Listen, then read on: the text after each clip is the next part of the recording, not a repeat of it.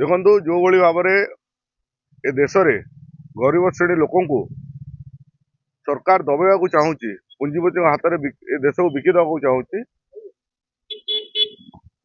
ଯେତେବେଳେ UPA government ଥିଲା ସେତେବେଳେ ମନରେଗା ବୋଲି ଗୋଟେ ବିଲ୍ ସେମାନେ ପାସ୍ କରିଥିଲେ, ଯୋଉଥିରେ କି ଅତି ଗରିବ ଶ୍ରେଣୀ ଲୋକମାନେ ନିଶ୍ଚିତ ରୋଜଗାର ପାଇବେ 100 ଦିନର, ତାକୁ ନେଇକି ସେମାନେ ଆଣିଥିଲେ, ଆଉ ଯୋଉଟା କି ୟୁପିଏ ଗଭର୍ଣ୍ଣମେଣ୍ଟ ସବୁଠୁ ବେଷ୍ଟ ଯୋଜନା ଥିଲା। କିନ୍ତୁ ଏ ବିଜେପି ସରକାର ତାକୁ ବଦଳେଇକିରି ତା ନାଁ ମଧ୍ୟ ଚେଞ୍ଜ କରିଦେଇଛି, ଜି ରାମଜି କରିଦେଇଛନ୍ତି।